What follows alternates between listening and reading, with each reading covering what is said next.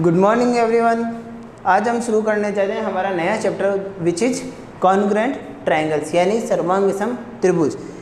First of all we need to know about the congruency. What is congruent triangles? देखो हमने line and angles पढ़ा था। Line and angles में if length of two lines are equal, then these lines are congruent। अगर दो रेखाओं की या दो रेखाखंडों की अगर लंबाई बराबर है तो वो रेखाएं एक दूसरे की क्या कहलाती है? सर्वांगसम कहलाती है। देखो लाइन्स है वो स्ट्रेट भी हो सकती है, वर्टिकल भी हो सकती है, ट्रांसवर्सल भी हो सकती है, यानी खड़ी, आड़ी, तिरछी किसी भी तरीके से हो सकती है, बट उनकी लेंथ यानी जो लंबाई है वो क्या होनी चाहिए? बराबर होनी चाहिए। तो ऐसी दो रेखाएं जिनकी लंबाई बराबर है वो क्या कहलाती है? एक दूसरे की सर्वांगसम, कॉन्ग्रुएंट लाइन सेगमेंट या कॉन्ग्रुएंट लाइन कहलाती है। Similarly if measurement of angle, कोई भी एंगल है, कोई भी कोण है, उसका जो माप है,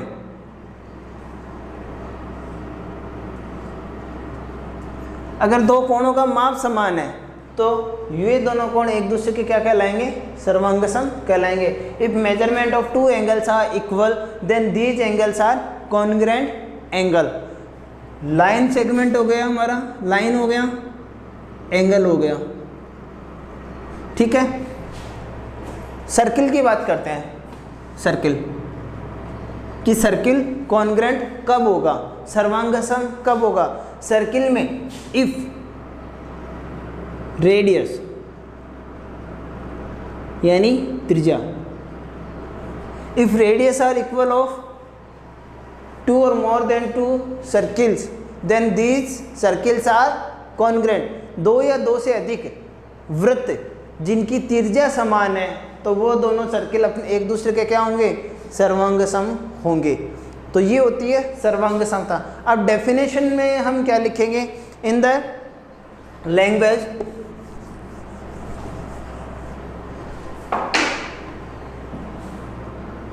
कॉन्ग्रुएंट,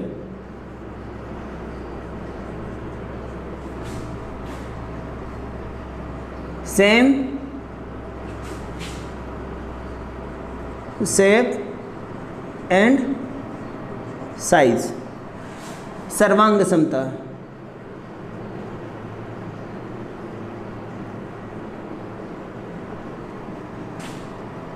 शेप एंड साइज, आकृति और आकार समान, आकृति एवं आकार समान। किसी भी आकृति में, किसी भी चित्र में, भले वो लाइन हो, कोण हो, वृत्त हो, त्रिभुज हो, चतुर्भुज हो, shape and size are same then these figures are known as congruent figure. आकृति और आकार दोनों अगर एक बराबर है तो वो आकृति क्या कहलाएगी? वो चित्र क्या कहलाएगा? वो हमारा क्या कहलाएगा? सर्वांगसम कहलाएगा। शेप एंड साइज मीन्स एक, जैसे एक हमारा ये हमने क्या बनाया? एक चतुर्भुज बनाया और दूसरा चतुर्भुज हमने इस तरीके से बनाया।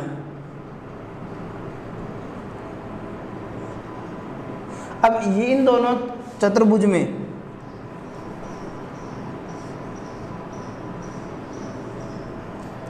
एंगल सेम है, साइड सेम है, तो ये दोनों एक दूसरे के क्या होंगे? सर्वांगसम होंगे। भले ये किसी भी पोजीशन में रखे हुए हों, एक आकृति को उठा करके दूसरे के ऊपर रखने पर वो एक दूसरे को क्या करे? ओवरलैप कर ले, यानी एक आकृति दूसरी आकृति को ढक ले, तो वो क्या कहलाती है? हमारी सर्वांगसम, कॉन्ग्रुएंट। देखो सर्वांगसम जो वर्ड बना हुआ है, अगर हम इसका संधि विच्छेद करते हैं तो इसमें क्या आता है? सर्व प्लस अंग प्लस सम। सर्व का मतलब होता है सभी, अंग जो इसके अंग है, किसी भी आकृति के जो हमारे ज्योमेट्री में क्या क्या होती है? लाइन होती है, वर्टेक्स होते हैं, एंगल होते हैं, ये इसके क्या होते हैं? पार्ट होते हैं, सभी हिस्से।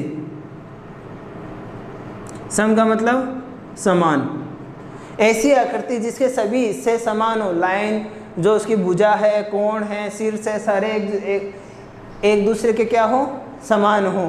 तो वो आकृतियाँ एक दूसरे की सर्वांगसम आकृतियाँ कहलाती है। अब जो हमारा टॉपिक है वो हमारा टॉपिक है सर्वांगसम त्रिभुज, यानी हमें त्रिभुज में सर्वांगसमता को पढ़ना है कि दो त्रिभुज कब सर्वांगसम होंगे। इसके लिए हमें कुछ रूल्स दिए हुए हैं, उन रूल्स को हम पढ़ेंगे, उन रूल्स के अकॉर्डिंग हमें क्या करना है, क्वेश्चंस को सॉल्व करना है। तो फर्स्ट ऑफ ऑल हमारा फर्स्ट रूल आता है SAS रूल, यानी इस रूल को हम क्या कहते हैं, साइड एंगल साइड रूल, अर्थात भुजा कोण भुजा नियम, भुजा कोण भुजा नियम। According to this SAS rule, two triangles are congruent, दो त्रिभुज सर्वांगसम होंगे if two sides and the included angle of one triangle are equal to the two side and included angle of other triangle. यानी हमारे मान लीजिए हमारे पास दो त्रिभुज है, दो त्रिभुज हम बनाते हैं यहाँ पर, ठीक है।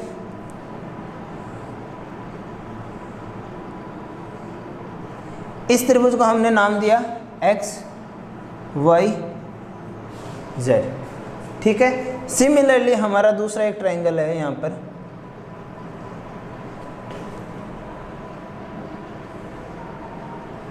जिसको हमने नाम दिया PQR। ये कह रहा है कि दो त्रिभुज सर्वांगसम होते हैं यदि एक त्रिभुज की दो भुजाएं और उनके मध्य का कोण, देखो उनके मध्य का कोण इंक्लूडेड एंगल, यानी ये जो दो साइड हमने ली है उन दोनों साइड के बीच का ये जो कोण होगा वो दूसरे त्रिभुज की दो भुजाएं और उन दोनों भुजाओं के बीच के कोण के बराबर होता है। Let XY is equal to 3 centimetre and YZ is equal to YZ is equal to 5 centimetre, okay. And angle between XY and YZ is 80 degree. पहला त्रिभुज है हमारा त्रिभुज XYZ, यहाँ से XY की लेंथ कितनी है 3 सेंटीमीटर और YZ की लेंथ कितनी है 5 सेंटीमीटर, और इन दोनों रेखाओं के बीच में कौन सा बन रहा है हमारा एंगल Y बन रहा है। एंगल Y की वैल्यू कितनी है हमारी 80 डिग्री है। सिमिलरली PQ की लेंथ कितनी है हमारी 3 सेंटीमीटर, QR की length 5 centimetre and angle upon Q is 80 degree. दो भुजाएं बराबर हो गई, दो भुजाएं बराबर है ना, देखो XY 3 centimetre, PQ 10 centimetre, YZ 5 centimetre, QR 5 centimetre and in दोनों भुजाओं के जो मध्य में जो कोण बन रहा है वो हमारा कितना बन रहा है 80 डिग्री का बन रहा है। तो ये एंगल, ये दोनों ट्राइंगल क्या होंगे कॉन्ग्रुएंट होंगे।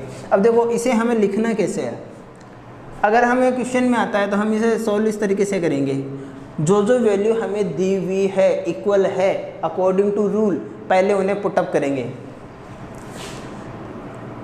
ट्राइंगल XYZ व triangle PQRC, XY is equal to PQ दिया हुआ है हमें इज इक्वल टू 3 सेंटीमीटर,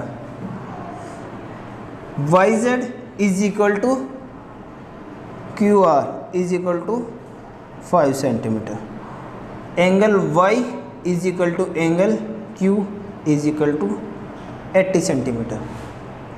ये वैल्यू हमें दी हुई है।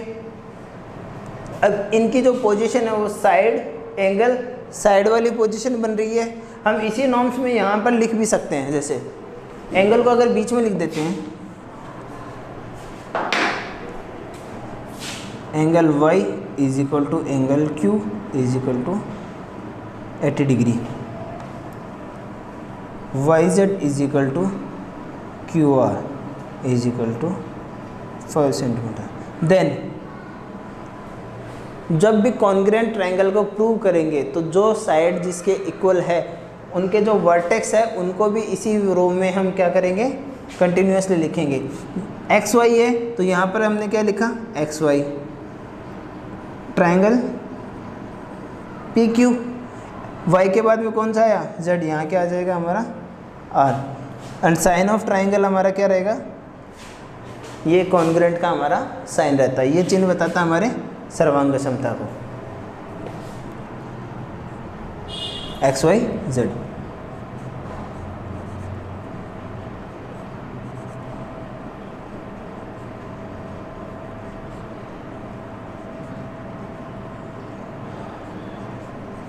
ओके, तो इस तरीके से हमें क्या करना है, यहाँ हम बीच में अगर तीनों वैल्यू बराबर हो चुके तो यहाँ लिखेंगे by S A S rule, by S A S, यानी भुजा कोण भुजा नियम से वो triangles are triangle X Y Z congruent with triangle P Q R. भुजा कोण भुजा नियम से त्रिभुज एक्स वाई जेड सर्वांग सम है त्रिभुज पी क्यू आर से। तो हमें ये याद रखना है कि जब भी किसी त्रिभुज की दो भुजाएं दूसरे त्रिभुज की दो भुजाओं के बराबर है और दोनों भुजाओं के मध्य के कोण भी बराबर हैं तो कौन सा नियम लगेगा, भुजा कोण भुजा नियम लगेगा। ये हमारा इसका पहला नियम है, ठीक है। हमारा जो सेकंड रूल है वो रूल है हमारा एंगल साइड एंगल रूल, यानी कोण भुजा कोण नियम। According to angle side angle rule, two triangles are congruent if two angles and the included side of one angle is equal to two angle and the included side of the second triangle। यानी दो त्रिभुज सर्वांग सम होंगे यदि एक त्रिभुज के दो कोण, देखो त्रिभुज में कितने कोण होते हैं, we have 3 angles in any triangle, किसी भी त्रिभुज में 3 कोण होते हैं। अब तीनों कोणों में से कोई भी दो कोण किसी दूसरे त्रिभुज के दोनों कोणों के क्या है, बराबर है, और इन दोनों कोणों के बीच की जो भुजा बनेगी यानी दोनों कोणों की जो उभयनिष्ठ भुजा होगी वो उभयनिष्ठ भुजा क्या होनी चाहिए, बराबर होनी चाहिए। तो उस कंडीशन में दोनों त्रिभुज क्या होते हैं, एक दूसरे के सर्वांगक्षम होते हैं, कॉन्ग्रुएंट ट्राइंगल होते हैं।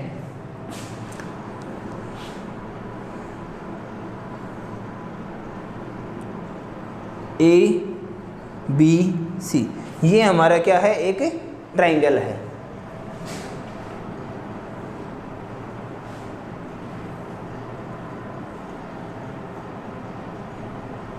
डी ई एफ ये हमारा दूसरा ट्राइंगल है।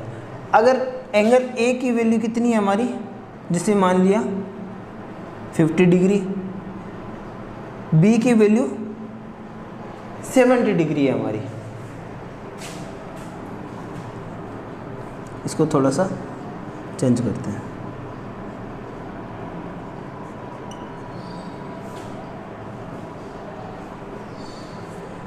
ई की वैल्यू 50 डिग्री एंड एफ की वैल्यू 70 डिग्री। दो एंगल यहाँ ए 50 डिग्री है, यहाँ ई 50 डिग्री है, यहाँ बी की वैल्यू 70 डिग्री है, 70 डिग्री है, यहाँ एफ का मान 70 डिग्री है। अब उनके मध्य की भुजा यानी दोनों कोणों के मध्य की भुजा के दो कोण, मान लीजिए इस भुजा की लंबाई कितनी है आपकी 6 सेंटीमीटर और इसकी लंबाई भी कितनी है आपकी 6 सेंटीमीटर। तो इस कंडीशन में कौन सा रूल लगेगा, एंगल साइड एंगल। देखो वर्ड में छुपा हुआ है, पहले हमने क्या पढ़ा था, एस ए एस, यानी पहले साइड आएगी फिर एंगल आएगा फिर साइड आएगी। दो साइड के बीच में क्या है हमारा, एंगल है। यहाँ एंगल साइड एंगल, दो एंगल के बीच की के अंदर एक साइड होगी। अब ये दोनों एंगल हो गए और बीच वाली क्या हो गई हमारी, साइड हो गई। इसी तरीके से दो एंगल हो गए और बीच में ये साइड इक्वल है, तो ये दोनों ए एस ए यानी कोण भुजा कोण नियम से दोनों क्या हो जाएंगे, सर्वांग सम हो जाएंगे।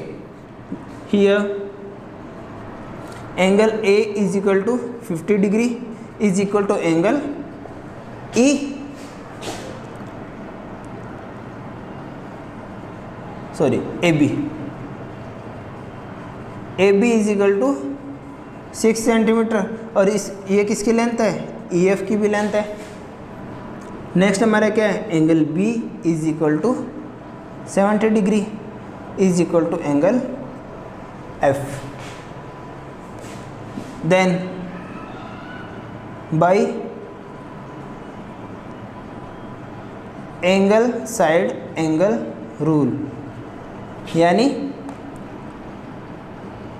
कोण भुजा कोण नियम से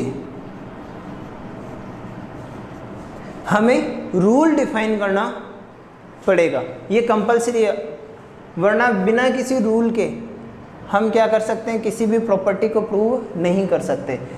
इस रूल से ये क्या हो जाएंगे, देखो अब ये जो हमारा एंगल का कॉन्ग्रुएंट प्रूव करेंगे, उसमें जो नाम आएगा, जो नोमेनकल्चर है वो इसी अकॉर्डिंग रहेगा। दोनों ट्राइंगल है हमारे, तो देखो दोनों ट्राइंगल हमने यहाँ लिख दिए। अब कॉन्ग्रुएंट का साइन आ गया। अब इस ट्राइंगल का नाम देखो, यहाँ हमने नाम क्या लिया, ABC, और यहाँ नाम क्या लिया था, DEF लिया था। बट जब भी कॉन्ग्रुएंट प्रूव करेंगे तो A के पहले कोण A आया, A के बराबर कौन सा कोण है, E कोण है, तो यहाँ पर E लिखा जाएगा।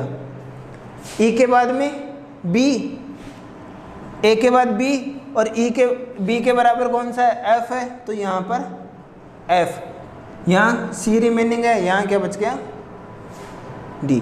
तो इसको अगर हम ऐसे लिखते हैं, ABC कॉन्ग्रुएंट विद DEF, तो ये क्या हो जाएगा हमारा, रॉन्ग हो जाएगा, गलत हो जाएगा।